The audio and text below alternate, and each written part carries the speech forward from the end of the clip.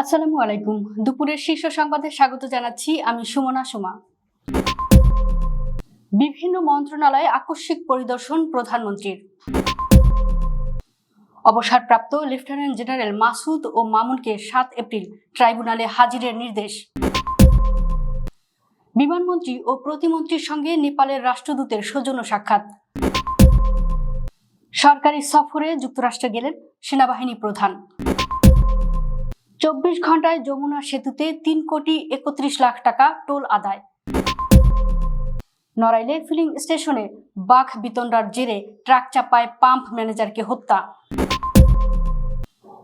তারাশে জব্দ পেট্রোল গায়েব করে দেওয়ার অভিযোগ ইউএনওর বিরুদ্ধে। ডিজেল জেট ফুয়েল নিয়ে চট্টগ্রাম বন্দরে ফিরেছে জ্বালানিবাহী জাহাজ, পথে 3 এলএনজিও ট্যাঙ্কার। লাইনচ্যুত হল ট্রেন দোলনচাপা এক্সপ্রেস। যুক্তরাষ্ট্রে ভয়ঙ্কর অপরাধে গ্রেপ্তার 10 বাংলাদেশির পরিচয় প্রকাশ। যুক্তরাষ্ট্র স্থল হামলা চালালে সহযোগী আমিরাতকে তছনছ করা হবে, ইরানের হুঁশিয়ারি। দুবাইয়ে ইরানের হামলায় ইউক্রেনের 21 ড্রোন বিশেষজ্ঞ নিহতের সংখ্যা। যুদ্ধবন্ধে নতুন শর্ত দিল ইরান, যা বলল যুক্তরাষ্ট্র।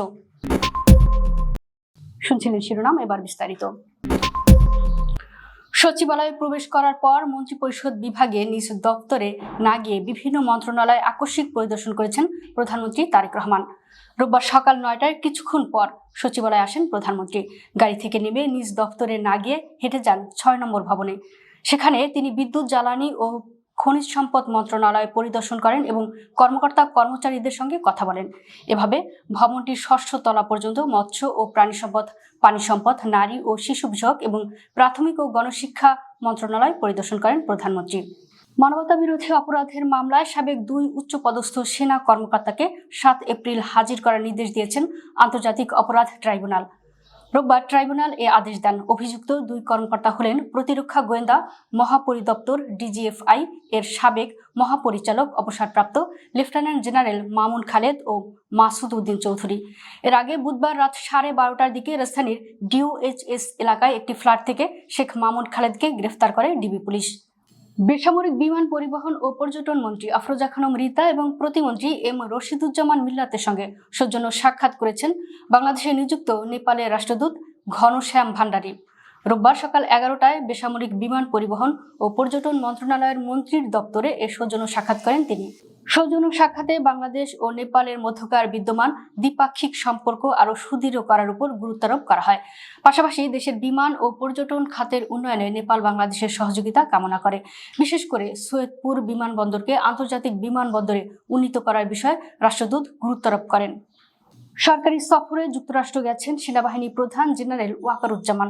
রোববার এক সংবাদ বিজ্ঞপ্তিতে এ তথ্য জানিয়েছে আন্তঃবাহিনী জনসংযোগ পরিদপ্তর আইএসপিআর জানায়, গতকাল শনিবার সরকারি সফরে যুক্তরাষ্ট্রের উদ্দেশ্যে ঢাকা ত্যাগ করেছেন সেনাবাহিনী প্রধান জেনারেল ওয়াকারুজ্জামান। সফরকালে সেনাবাহিনী প্রধান জর্জিয়া স্টেট ক্যাপিটলের উদ্যোগে জাতিসংঘ শান্তিরক্ষা মিশনে বাংলাদেশি শান্তিরক্ষীদের প্রশংসনীয় অবদানের স্বীকৃতিস্বরূপ একটি সম্মাননা প্রস্তাব গ্রহণ এবং সিনেট চেম্বারে একটি বিশেষ লেকচার অনুষ্ঠানে উপস্থিত থাকবেন। এছাড়া যুক্তরাষ্ট্রের সংশ্লিষ্ট প্রতিনিধিদের সঙ্গে দ্বিপাক্ষিক বৈঠকে অংশগ্রহণের পরিকল্পনা রয়েছে। ঈদের ছুটি শেষে রাজধানী ঢাকায় ফিরছেন কর্মজীবীরা, ফলে সড়ক পথে যানবাহনের ব্যাপক চাপ রয়েছে। গত 24 ঘন্টায় যমুনা সেতুর উপর দিয়ে 42,374টি যানবাহন পারাপার হয়েছে। এসব যানবাহন থেকে টোল আদায় হয়েছে 3,31,15,050 টাকা। রোববার সকালে যমুনা সেতু সাইট অফিসের নির্বাহী প্রকৌশলী সৈয়দ রিয়াজউদ্দিন বিষয়টি নিশ্চিত করেছেন। তিনি জানান, শুক্রবার রাত 12টা থেকে শনিবার রাত 12টা পর্যন্ত 24 ঘন্টায় সেতুর উপরে 42,374টি যানবাহন পারাপার হয়েছে। এসব যানবাহনের মধ্যে 18,036টি যানবাহন ছিল উত্তরবঙ্গগামী। এতে টোল আদায় হয়েছে 1,60,24,450 টাকা। নড়াইল সদর উপজেলায় তিলনোয়া নিয়ে বাঘ বিতণ্ডার জেরে ট্রাক চাপা দিয়ে ম্যানেজারকে হত্যার ঘটনা ঘটেছে। শনিবার রাত 2টার দিকে উপজেলার তুলারামপুর ইউনিয়নের তুলারামপুর রেল ব্রিজ সংলগ্ন এলাকায় তানফির ফিলিং স্টেশনে এ ঘটনা ঘটে। নিহত নাহেদ সর্দার পেরোলি গ্রামের আকরাম সর্দারের ছেলে। তিনি স্থানীয় messrs Tanfir filling and gas স্টেশনের ব্যবস্থাপক হিসেবে দায়িত্ব পালন করছিলেন। সিরাজগঞ্জের তারাশে ভ্রাম্যমাণ আদালতে জব্দ করা পেট্রোল গায়েব করে দেওয়ার অভিযোগ উঠেছে উপজেলা নির্বাহী কর্মকর্তা ও নির্বাহী ম্যাজিস্ট্রেটের বিরুদ্ধে। শুক্রবার উপজেলা নির্বাহী কর্মকর্তা ও নির্বাহী ম্যাজিস্ট্রেট নুসরাত জাহান বিনসারা বাজারে মেসার্স মোল্লা এন্টারপ্রাইজে অভিযান চালিয়ে 395 লিটার পেট্রোল জব্দ করেন।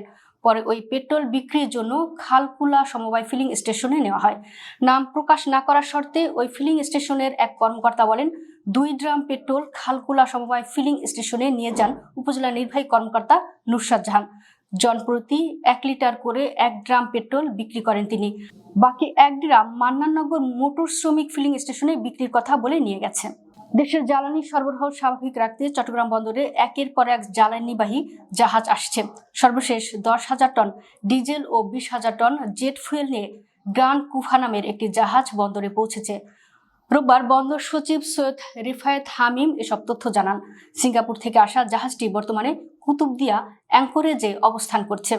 চীনের প্রতিষ্ঠান ইউনিপেকের সঙ্গে চুক্তির আওতায় এ জ্বালানি সরবরাহ করা হয়েছে। জানা যায়, ওমান থেকে এসপিজি নিয়ে আসা আরেকটি জাহাজ বুধবার বন্দরের বহির্নোঙরে পৌঁছেছে। চলতি মার্চে মোট 17টি জ্বালানি তেলবাহী জাহাজ দেশে আসার কথা রয়েছে। এর মধ্যে ইতোমধ্যে 8টি জাহাজ এসেছে এবং আরও 6টি জাহাজ পথে রয়েছে। দিনাজপুরের বোচাগঞ্জ উপজেলার সেতাবগঞ্জ রেল স্টেশনে দোলনচাপা এক্সপ্রেস ট্রেনের একটি বগি লাইনচ্যুত হয়েছে। 1 নম্বর লাইনে এই দুর্ঘটনা ঘটার কারণে অন্যান্য ট্রেনগুলো স্টেশনের 2 নম্বর লাইনে চলাচল করে স্বাভাবিক রয়েছে।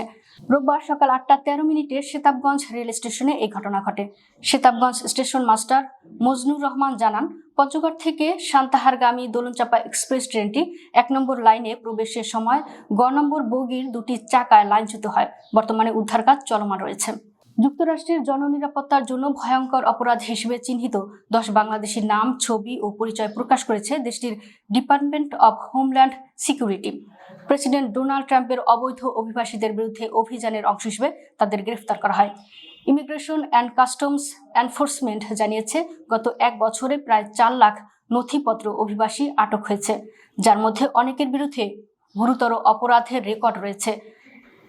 ডিএইচএস বলছে, গ্রেপ্তারের মধ্যে যৌন নিপীড়ন, মাদক পাচার, জালিয়াতি, অস্ত্র আইন লঙ্ঘন ও চুরির মতো অভিযোগে অভিযুক্ত ব্যক্তিরা আছেন। তালিকায় Kansas, New York, Virginia, Texas, Florida, Michigan ও আরিজোনায় বসবাসকারী 10 বাংলাদেশির নাম প্রকাশ করা হয়েছে। প্রশাসন বলছে, জননিরাপত্তার ঝুঁকি কমাতে এই অভিযান চলছে। ইরানের বিরুদ্ধে চলমান যুদ্ধে যুক্তরাষ্ট্রের সঙ্গে সক্রিয়ভাবে কাজ করছে সংযুক্ত আরব আমিরাত। এখন যুক্তরাষ্ট্র যদি ইরানে স্থল হামলা চালায় তাহলে আমিরাতকে তছনছ করা হবে বলে হুঁশিয়ারি দিয়েছেন দেশটির 2 জ্যেষ্ঠ কর্মকর্তা। তাদের বিশ্বাস, এই স্থল হামলা হবে আমিরাত থেকে। এ কারণে আমিরাতকেই তারা সরাসরি শত্রু হিসেবে বিবেচনা করে ব্যাপক পাল্টা হামলা চালাবেন। সংবাদ মাধ্যম মিডল ইস্ট আইকে দেওয়া এক সাক্ষাৎকারে এমন হুমকি দিয়েছেন ইরানি কর্মকর্তারা। গত 28 ফেব্রুয়ারি যুক্তরাষ্ট্র ও ইসরায়েলের ইরানের উপর যৌথ হামলার পর যুদ্ধ 1 মাসের বেশি সময় পার হয়েছে। ইরানের খাতাম আল আনবিয়া সেন্টার কমান্ডের মুখপাত্র জানিয়েছেন, ওই ড্রোন ডিপোতে হামলার সময় 21 ইউক্রেনীয় ড্রোন বিশেষজ্ঞ ছিলেন। আশঙ্কা করা হচ্ছে তারা সবাই নিহত হয়েছেন। শনিবার ওই মুখপাত্র বলেন, দুবাইতে যুক্তরাষ্ট্রের কমান্ডার ও সেনাদের গোপন আস্তানায় হামলা চালানো হয়েছে। সেখানে মার্কিন সামরিক বাহিনীকে সহায়তা করার লক্ষ্যে ইউক্রেনের ড্রোন প্রতিরোধী ব্যবস্থা মজুত করে রাখা হয়েছিল। মুখপাত্র বলেন, গুদামটিতে উপস্থিত ইউক্রেনীয় বাহিনীর সদস্যদের ভাগ্যের সম্পর্কে কোনো তথ্য নেই, তবে তারা সম্ভবত নিহত হয়েছেন। যুদ্ধবন্ধে নতুন শর্ত হিসেবে ইরান হরমুজ প্রণালীর উপর নিজেদের পূর্ণ সার্বভৌমত্বের স্বীকৃতি দাবি করেছে এবং এই পথ ব্যবহার করা জাহাজ থেকে নিয়মিত টোল আদায়ের পরিকল্পনার কথা জানিয়েছে। বিশ্বের জ্বালানি তেল ও এলএনজির বড় অংশ এই পথ দিয়ে পরিবাহিত হওয়ার বিষয়টি আন্তর্জাতিকভাবে গুরুত্ব পেয়েছে। যুক্তরাষ্ট্র এই প্রস্তাবকে অবৈধ ও বিপজ্জনক বলে সতর্ক করেছে এবং আন্তর্জাতিক জলপথে এমন নিয়ন্ত্রণ গ্রহণযোগ্য নয় বলে জানিয়েছে। বিশ্লেষকদের মতে, ইরান যদি টোল আদায় শুরু করতে পারে তবে বিপুল রাজস্ব অর্জন সম্ভব, যা বৈশ্বিক বাণিজ্য ও জ্বালানি বাজারে বড় প্রভাব ফেলতে পারে। তবে আন্তর্জাতিক সমুদ্র আইন বিশেষজ্ঞরা বলছেন, এমন দাবির শক্ত আইনি ভিত্তি নেই। দর্শক, ভিডিওটি শেষ পর্যন্ত দেখার জন্য আপনাকে অসংখ্য ধন্যবাদ।